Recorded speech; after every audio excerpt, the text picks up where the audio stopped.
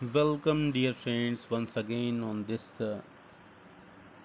third video on central problems of an economy. अर्थव्यवस्था की जो तीन समस्याएं हैं, what to produce and in what quantity, how to produce and for whom to produce. इससे पहले के दो वीडियो में हमने बात किया what to produce and in what quantities, how to produce, उसमें हमने लेबर इंटेंसिव और कैपिटल इंटेंसिव टेक्नोलॉजी की बात की। आज हम बात करने वाले हैं फॉर whom टू प्रोड्यूस। तो whom टू प्रोड्यूस को समझने के लिए हमको ये जानना होगा कि ये जो समस्या है ये भी जो आपकी स्क्रीन पर दिखाई दे रहा है की वजह से है। आप स्क्रीन पर देख रहे हैं तो उसकी चर्चा करने की ज़रूरत नहीं है। तो whom to produce, it is actually the third basic problem of allocation of resource is the problem of distribution of produce among the various individuals or factors of production।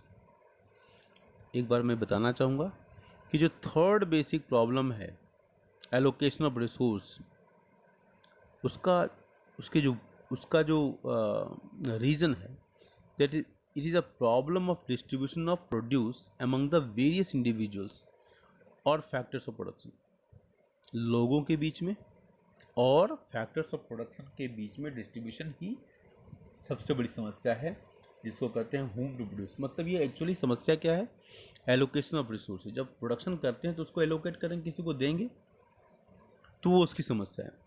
अगर इसको दूसरी भाषा में समझा जाए, मतलब in other words, who should get more और who should get less, rich और पुअर। और फैक्टर्स ऑफ प्रोडक्शन की बात करें, लैंड को ज़्यादा मिलना चाहिए, लेबर को ज़्यादा मिलना चाहिए, कैपिटल को ज़्यादा मिलना चाहिए, किसको ज़्यादा मिलना चाहिए। Okay, so in other words who should get more और who should get less, whether to ensure a minimum amount of consumption for all in the economy or not. Similarly, whether the basic education and health services should be freely available to all in the economy. तो ये इस तरह की बातें हम whom to produce के अंतर्गत करेंगे। अगर इसको एग्जाम्पल के माध्यम से समझना चाहें, जैसे अगर हम इलस्ट्रेट करना चाहें एक एग्जाम्पल के माध्यम से, तो ऐसे किया सकता है कि suppose a farmer produces 10 tons of wheat with the help of chosen techniques of production। कोई भी टेक्निक्स ऑफ प्रोडक्शन ले लिया, लेबर हो इंटेंसिव हो या कैपिटल इंटेंसिव हो। Okay, a farmer produces 10 tons of wheat with the help of chosen techniques of production। Now question arises, how much of the output would need to be given to the workers who have helped produce the wheat।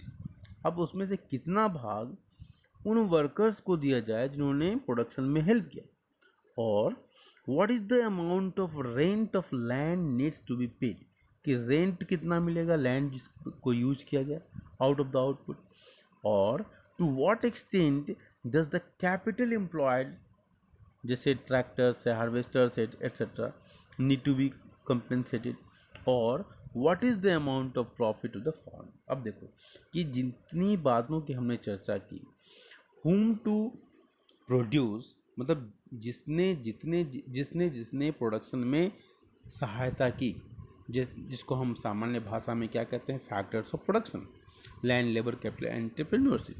तो सबका हिस्सा चाहिए, बिल्कुल जायज़ बात है कि अगर जिन फैक्टर्स ऑफ प्रोडक्शन ने मिलकर प्रोडक्शन किया, उसका हिस्सा तो होना बनता है भाई। So, whom to produce looks at how the produced output is allocated among the factors of production. Okay, I hope that it is very much clear to you. So, this problem has two aspects. पहला aspects क्या है, functional distribution और personal distribution. अगर हम इसको देखें ध्यान से, तो हमने इसको यहाँ लिखा भी हुआ है, for whom to produce it refers to the distribution of goods and services among the people।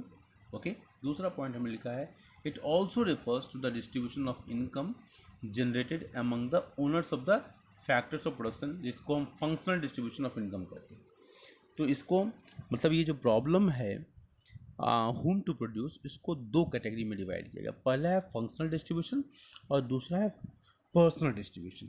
अगर फंक्शनल डिस्ट्रीब्यूशन को हम की बात हम करें तो this implies how the various social groups जैसे land owners, capitalists, workers and entrepreneurs, ये हमारे सब फैक्टर्स ऑफ प्रोडक्शंस हैं। They receive their relative share of income when they produce the goods and services. मतलब उनकी कितनी हिस्सेदारी होगी, जो भी हमारे फैक्टर्स ऑफ प्रोडक्शन हैं उनकी कितनी हिस्सेदारी होगी उसकी बात हो रही है, वो फंक्शनल डिस्ट्रीब्यूशन में होता है। This is called problem of functional distribution. तो whom to produce addresses first point functional distribution, मतलब distribution among the factors of production। I hope I am very much clear to you dear friends। दूसरा point जो है इस पर focus करता है personal distribution. This implies the distribution of national income among the individual household। okay, this implies what? distribution of national income, राष्ट्रीय आय का जो डिस्ट्रीब्यूशन है, विभाजन है, वितरण है among individual household, ओके, लोगों के बीच में, इंडिविजुअल हाउसहोल्ड। दस हम ये कह सकते हैं कि it is concerned with the problem of inequality in the distribution of income. मतलब जो इनइक्वालिटी है उस एस्पेक्ट्स की बात करता है कि इनइक्वालिटी जो हो, इक्वलिटी की बात करेंगे हम। इनइक्वालिटी होगी, ठीक है।